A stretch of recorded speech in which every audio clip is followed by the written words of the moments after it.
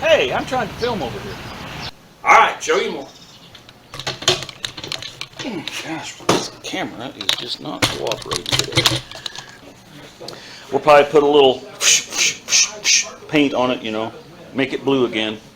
Anyway, I don't know, I'm just rambling on. Well, if 355 says it's okay, it's gotta be okay. Welcome to RCindustry. Well, hey, it's Rick here, and today we're going to get busy on this 351 modified. The old car is not running. I got like 85 days or some crazy thing until Sikeston. I mean, I got to get this thing going. So, on the last episode that we had, we took the top end apart, got the intake manifold off, got the heads off of it, and I went ahead and bought a timing chain kit. Because there's a little bit of slack in the timing chain, obviously. You know, it's got 87,000 miles on it, and it's 40-some years old. So we are going to replace that as well. But first, it's kind of rainy out, and I don't want to work outside in the rain. So I'm going to get a little table set up in here, and we're going to clean up the heads, and I've got new valve seals to put on them, and I want to check each valve and make sure there's, you know, that it's got a good seal. I mean, we may have to, you know, work them in a little bit or something with some valve grinding compound. I don't know. I have no idea. Plus, I want to look at the heads and make sure there's no issues with them, like cracks or something like that. I believe the why we were mixing the oil and the antifreeze was together. Not only did number 8 have the intake valve stuck open because the you know, that little doogie whopper that pushes on the push rod lifter, because the lifter had come apart and was pushed up and left the intake valve open. That's why we weren't getting any compression, I'm pretty sure. But it also looked like we were leaking from the upper right hand corner of number 8 cylinder where the water jacket goes through the head. I think it was leaking into the head there, so, or into the piston area, because that piston was really clean and it was wet. Of course, when you take the head off, even if you've drained the antifreeze out, you're going to have a little, but it just looked like it had been washed, where the rest of them, you know, had some carbon displacement on them. So anyway, I don't know, I'm just rambling on. Let's get started and I'll show you more. Okay, so what we got, this is the head off of the driver's side. So, and let's see, this would be, yeah, here's number 8. So you can see it's even really clean in here versus where this one is actually, you know, got some carbon deposits because it was working correctly. So anyway, we're going to clean all this up, and we'll probably put a little paint on it, you know, make it blue again. And we're going to take this doogie whopper here, and we're going to pop each valve out one at a time, look them over, clean the springs up. We've got new the little valve seals right there. Like that one's risen up, it's not even down on there. That one's on there, but there's one of them that's missing, so it's probably just disintegrated, you know. So we're going to do that, and then we'll show you more.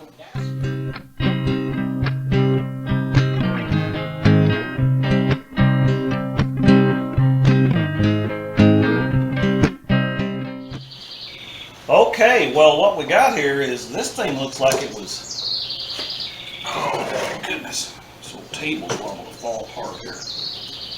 This thing looks like it was permatext on there or something. I'm not sure. At least around this one right here that was leaking. So we're gonna, when we clean this up, we're gonna pay real close attention here and see if, you know, maybe we got a crack or something in it. I don't know. All right, let's get busy and clean this up, and then we'll look at it. Show you more. Okay, so what I did was I took one of these little scratcher pads like this on my little Harbor Freight doogie whopper, and because I don't want, oops, didn't mean to kick you. I don't want to, I don't want to gouge into this anywhere, but I wanted to especially look around this area because this was like had some really thick, I don't know, Permatex, glue, sealant, I don't know, around this one for some reason. Still a little bit of it right there, actually, but it comes off.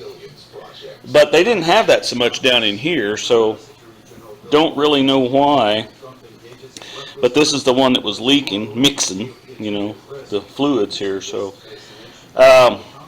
anyway, I am going to take this straight edge because this is the best thing I've got, and we're going to check and make sure it looks flat across there. I don't know if I can show you that or not, but we'll try. All right, show you more. Okay, so I don't know if you can really see down through here or not, but we're going to lay this straight edge on here and just kind of get an idea if we've got any gaps, where it would be showing that the thing is uneven. But it looks pretty flat to me, and we'll do the same thing on the block when we clean it up, but it looks pretty good visually. And I know we're not going to spray this down and put a black light on it and all that stuff because I don't have any of that stuff to do that with, but I don't see anything, so I think we're going to go with it. All right, show you more. Okay, well, we got this thing kind of cleaned up, kind of like brand used here. So what we're going to do is I already did number 5 intake valve. So we are going to slip on up here to number 5 exhaust valve, and we're going to pop this apart. And I've got this thing already kind of set up, so it's totally adjustable for different stuff. Land sakes, this thing is old. My uncle was a mechanic for Ford, and he was in the Korean War, so that tells you how old this shit is. There we go. Stuck.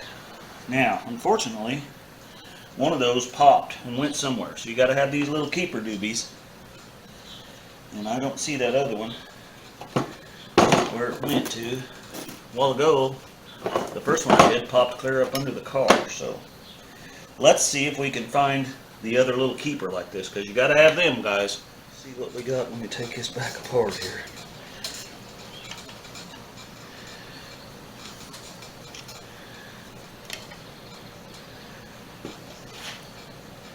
No, it's not there. Dadgummit. I know better. I always put a rag over that, but I was wanting you to see what we were doing.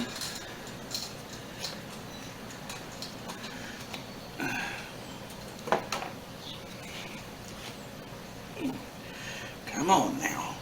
Let's play friendly. Oh, them old things are dried. Hard. Goodness.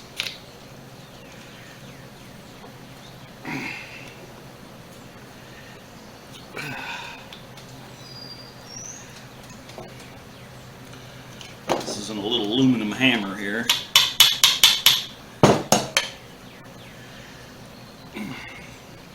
There we go. Got that one off of there. Well, that's a real bummer. It's not in there. It's not here. Well, we'll have to find it, because we gotta have it. That's for sure. There it is, right there.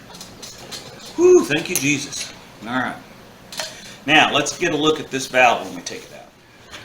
So if we slip that out of there, now you can see that it's got a lot of carbon on it, and we'll clean that up. But to be honest with you, it's not pitted at all, really. Let's see what the seat looks like here. See, that thing looks real nice. Now what we're going to do is clean all this carbon out of here and clean it off the valve, and then we'll take some of our valve lapping compound in our little doogie whopper here, and we'll just clean that up with the fine. I've got coarse and fine here, so So we'll just clean that up and put it all back together with the new valve seal, and we should be good to go. All right, show you more. Okay, so what we did was we took our valve, we cleaned all the junk off of it, and you can see it's got it's nice and clean. The seat is really good on it, actually. So we took a little bit of our compound, and we're going to just put a little dab around here on this valve, like so. We're going to put this in here, and I'm actually just using my hand. You can see hear that kind of grinding sound. We're just making sure that there's no carbon deposit or something that's going to be in that groove. And like I showed you, you can use this little tool here. You can pop this on here and back and forth. I've even seen people use a drill gently. My grandpa used to have a valve grinding machine, and it had an actual thing that looked like a drill, and you put a stem down in here similar to this, and then it sat on here and spun, and you did both of these at the angle you desired, because these are all at a certain angle, whatever the spec calls for. But you can see that that's really clean, and there is no pits. I haven't run into a bad one yet, so we know that the only one that didn't have any compression was number 8, and that was because of that lifter. So we're going to put this back in here, like so. We're going to get our new rubber and put on here, just like so. Stick that down on there, like that. And then we need to clean these up a little bit. So let's clean this up. Now, I don't have a parts washer or anything, so we got just kind of clean it up the best we can with brake clean. I mean, guys, I'm not saying this is the way you ought to do it. I'm just saying this is the way I have to do stuff, because I don't have any other way to do it. And you know, to take this stuff to the machine shop and get it done right, you know, I guess if I had the money to do that, I would, but maybe, I don't know, probably wouldn't. I used to do all that stuff, but okay, so we got that cleaned up. Let's put that back on there, just like so. And we're gonna take our tool down here,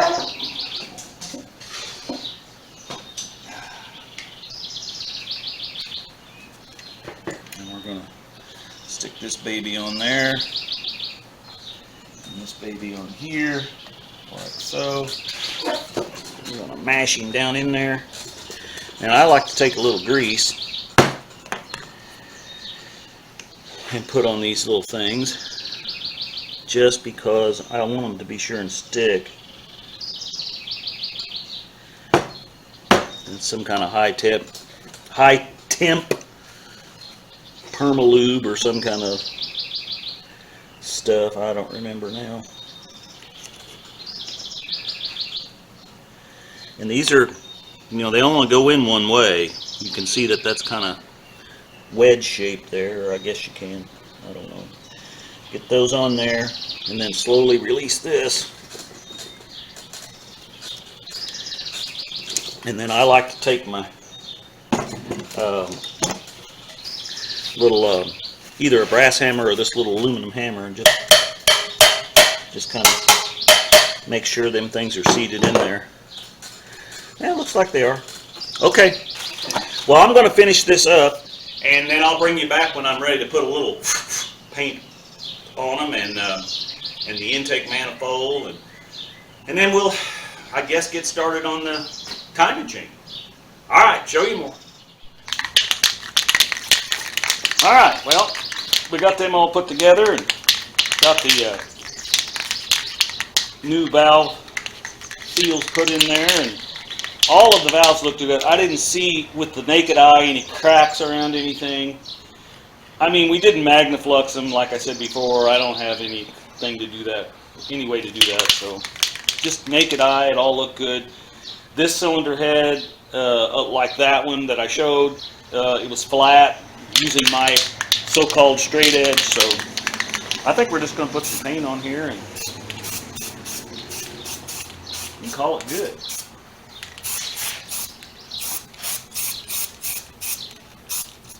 High temp, 600 degrees it says. I think it's needed.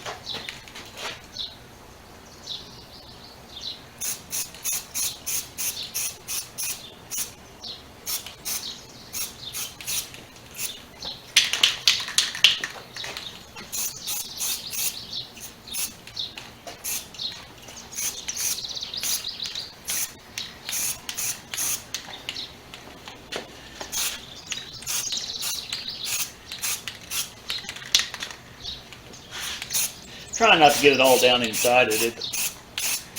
You know, there's no need to go too crazy with it.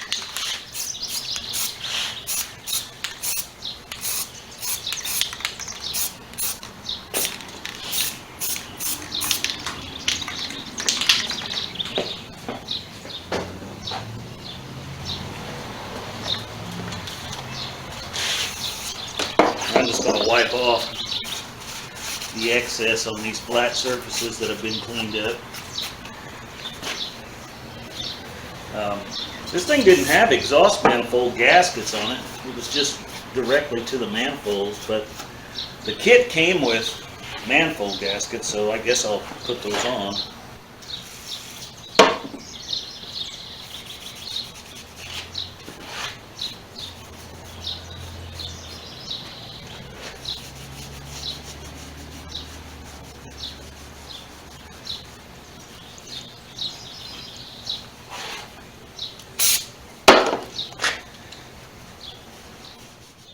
Okay, so we're going to let them dry, and we got to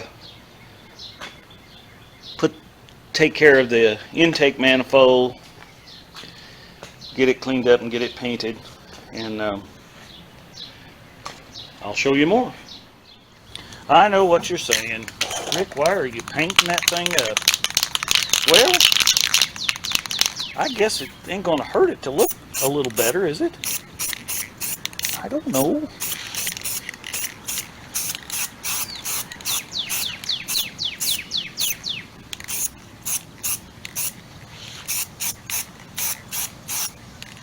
I was going to paint it silver because I figured maybe that'd give it some more horsepower, but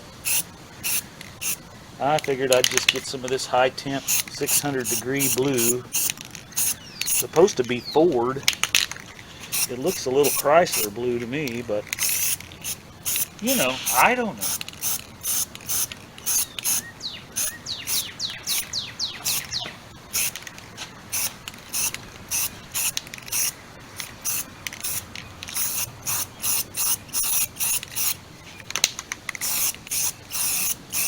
Just put her on there good and thick.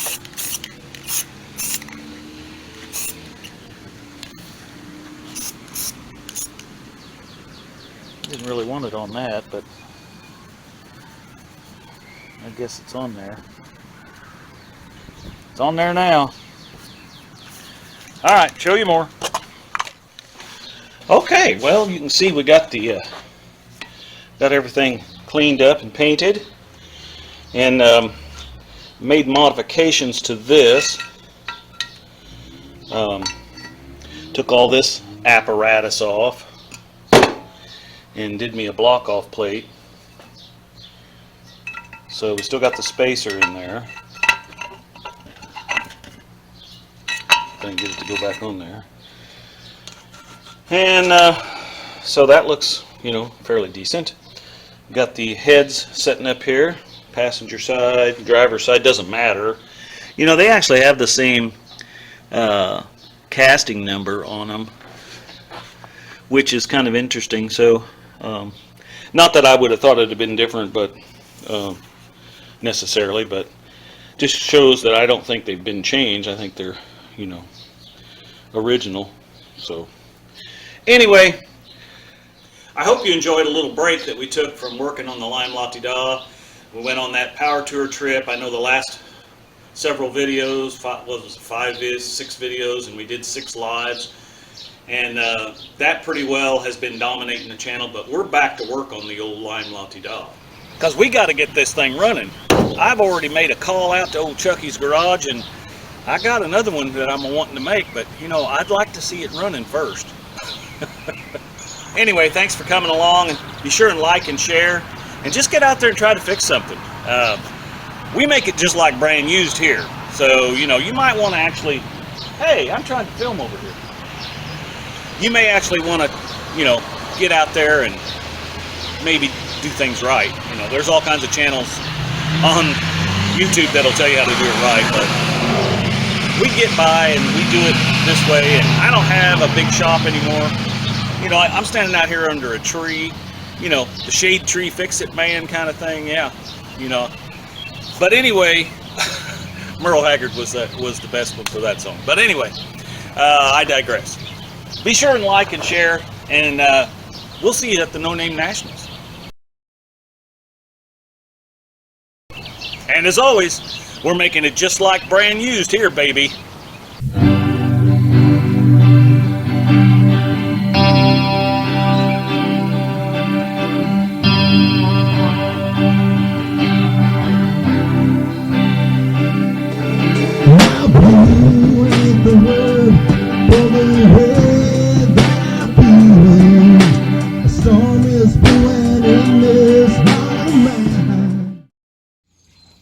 Run, Tallulah, run! Hi, baby.